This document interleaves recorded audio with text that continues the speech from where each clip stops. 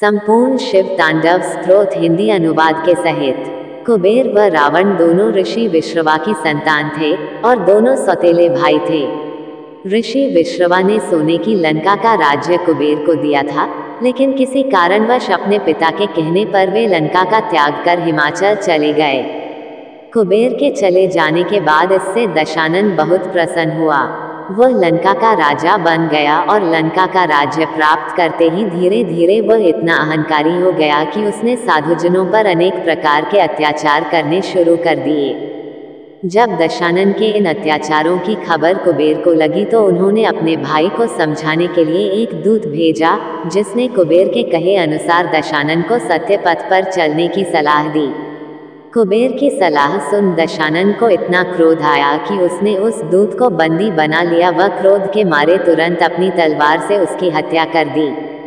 कुबेर की सलाह से दशानन इतना क्रोधित हुआ कि दूत की हत्या के साथ ही अपनी सेना लेकर कुबेर की नगरी अलकापुरी को जीतने निकल पड़ा और कुबेर की नगरी को तहस नहस करने के बाद अपने भाई कुबेर पर गदा का प्रहार कर उसे भी घायल कर दिया। लेकिन कुबेर के सेनापतियों ने किसी तरह से कुबेर को नंदनवन पहुंचा दिया, जहां वैद्यों ने उसका इलाज कर उसे ठीक किया। चूंकि दशानन ने कुबेर की नगरी व उसके पुष्पक विमान पर भी अपना अधिकार कर लिया था, सो एक दिन पुष्पक विमान में सवार होकर शारवन की तरफ चल पड़ा। लेकिन एक पर्वत के पास से गुजरते हुए उसके पुष्पक विमान की गति स्वयं ही धीमी हो गई। चूंकि पुष्पक विमान की ये विशेषता थी कि वह चालक की इच्छानुसार चलता था तथा उसकी गति मन की गति से भी तेज थी, इसलिए जब पुष्पक विमान की गति मंद हो गई तो दशानन को बड़ा आश्चर्य हुआ। तभी उसकी दृष्टि सामने खड़े विशाल और काले शरीर वाले नंदीश्वर पर पड़ी। नंदीश्वर ने दशानन को चेताया कि यहाँ भगवान शंकर क्रीड़ा में मग्न हैं, इसलिए तुम लौट जाओ। लेकिन दशानन कुबेर पर विजय पाकर इतना दम्भी हो गया था कि वह किसी की सुनने तक को तैयार नहीं था। उसने कहा कि कौन है ये शंकर और किस अधिकार से वह यहाँ क्रीड़ा करता है।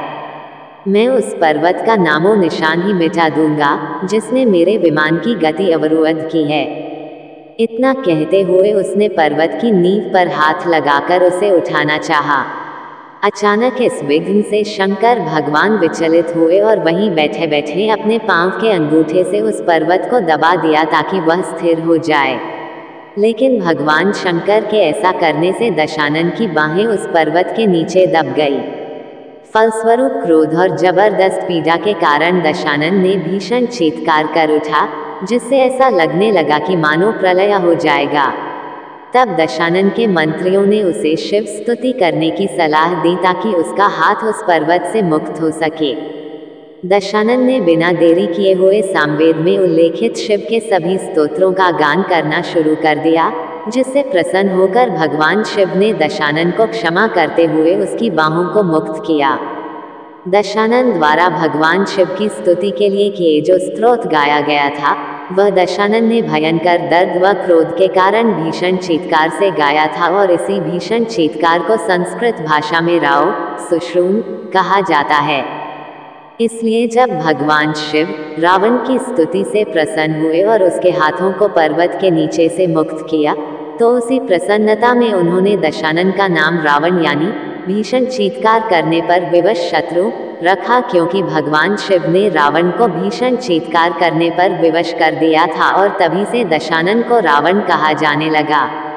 शिव की स्तुति के लिए रचा गया वह सामवेद का वह स्तोत्र जिसे रावण ने गाया था, को आज भी रावण स्तोत्र व शिव तांडव स्तोत्र के नाम से जाना जाता है, जो कि निम्नानुसार है।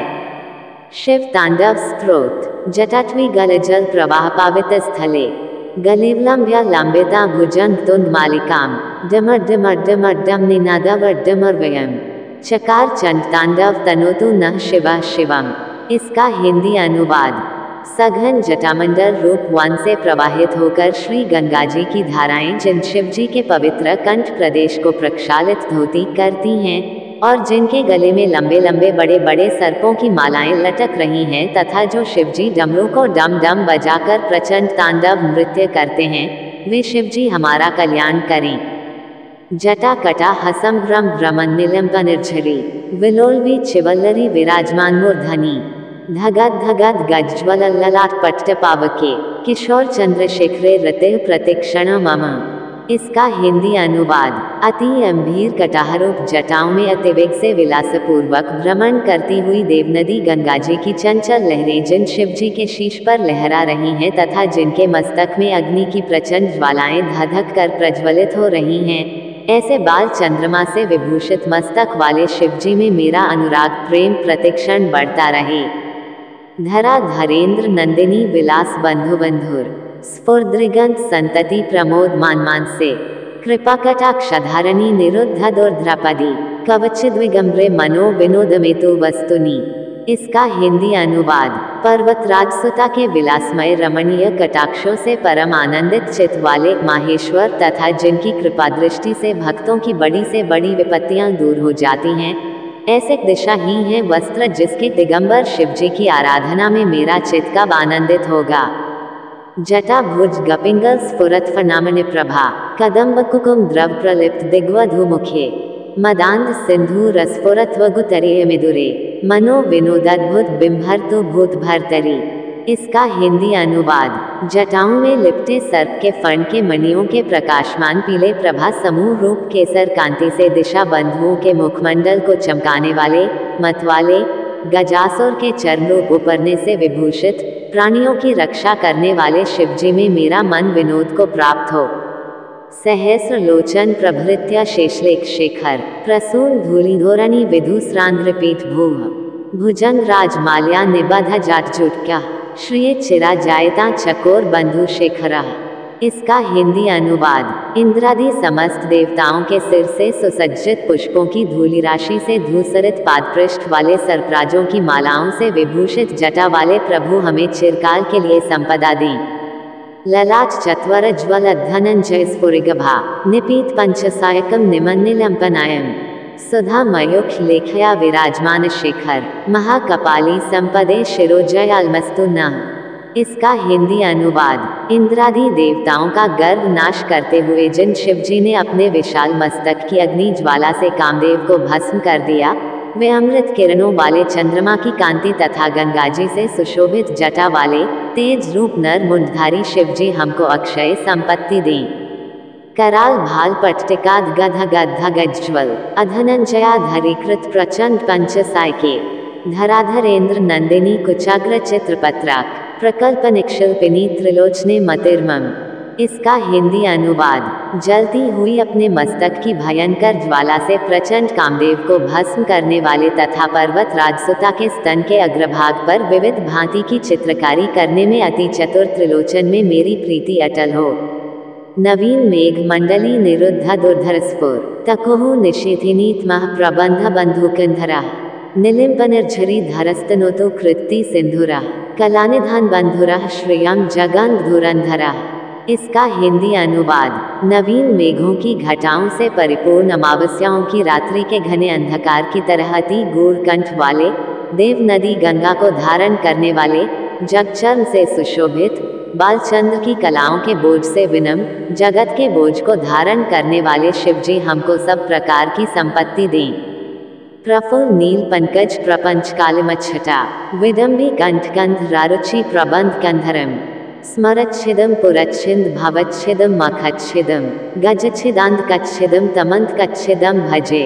इसका हिंदी अनुवाद, फूले हुए नीलकमल की फैली हुई सुंदर श्याम प्रभा से विभूषित कंठ की शोभा से उद्भासित कंधे वाले कामदेव तथा त्रिपुरासुर के विनाशक संसार के दुखों के काटने वाले दक्षयज्ञ विध्वंसक गजासुर हंता अंधकारसुर नाशक और मृत्यु के नष्ट करने वाले श्री शिवजी का मैं भजन करता हूँ। अगर वह सर्वमंगला कला कदम मंजरी रस प्रवाह माधुरी विजृंभणा मधुव्रतम स्मरांतकम पुरातकम भावंतकम मखांतकम गजांतकांतकांतकम तमंतकांतकम भजे। इसका हिंदी अनुवाद, कल्याणमय नाश न होने वाली समस्त कलाओं की कलियों से बहते हुए रस की मधुरता का आस्वादन करने में भ्रमरूप कामदेव को भस्म करने वाले त्रिपुरासुर विनाशक संसार दुखारी दक्षयज्ञ विध्वंसक गजासुर तथा अंधकासुर को मारने वाले और यमराज के भी यमराज श्री शिवजी का मैं भजन करता हूँ। जयत्वद्भ्रविभ्रम भ्रमद्भुजंगमस्फुर अधगद्धगद्वि निर्गमत्कराल भाल हव्य वॉट धिमे धिमे धीमी नन्मृदंग तुंडमंगल ध्वनिक्रम प्रवर्तित प्रचंड तांडवा शिवः। इसका हिंदी अनुवाद, अत्यंत शीघ्र वेगपूर्वक भ्रमण करते हुए सर्पों के फुफकार छोड़ने से क्रमशः ललाट में बढ़ी हुई प्रचंड अग्नि वाले मृदंग की धिम धिम मंगलकारी उधा ध्वनि के क्रमारोह से चंड तांडव नृत्य में लीन होने वाले शिवजी सब भांति से सुशोभित हो रहे हैं। दृशद्विचित्रतल्प्योर्भुजंग मौक्तिकमसृजो रगरिष्ठरत्नलोष्ट्योः सुहृद्विपक्षपक्षयोः त्रिनर्विंचक्षुषोः प्रजामहि महेन्द्रयोः समः प्रवर्तायन्नः कदा सदाशिव भजे।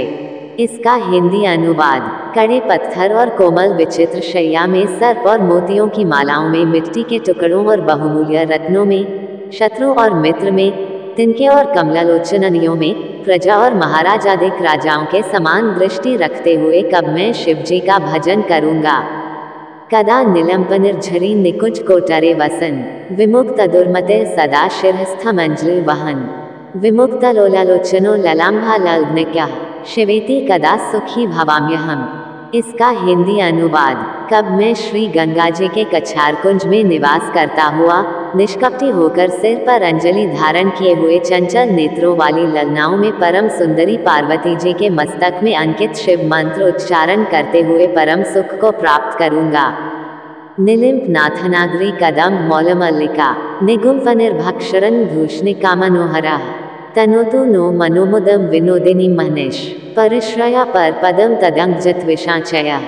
इसका हिंदी अनुवाद, देवांगनाओं के सिर में गूंथे पुष्पों की मालाओं के झड़ते हुए सुगंध में पराग से मनोहर परम शोभा के धाम महादेव जी के अंगों की सुंदरताएं परमानंदयुक्त हमारे मन की प्रसन्नता को सर्वदा बढ़ाती रहें। प्रचंड वाडवानल प्रभाशुभ प्रचारिणी महाष्ट सिद्धिकामिनी जनाबहूत जल्पना विमुक्त वाम लोचनो विवाह कालिक ध्वनि शिवेति मंत्र भूषगो जगत जयाय जायताम। इसका हिंदी अनुवाद, प्रचंड बड़वानल की भांति पापों को भस्म करने में स्त्री स्वरूपिणी अनिमादिक अष्ट महासिद्धियों तथा चंचल नेत्रों वाली देवकन्याओं से शिव विवाह समय में गान की गई मंगल ध्वनि सब मंत्रों में परमश्रेष्ठ शिव मंत्र से पूरित सांसारिक दुखों को नष्ट कर विजय पाएं। ईमन हे नित्यमेव मुक्त मुक्तमोतम स्तव पठन स्मरण ब्रुवन् नरो विशुद्धमेति संततम हरे गुरा सुभक्तिमाशु याति नान्यथा गता विमोहन हे देहना तु शंकरस्य चिंतनम।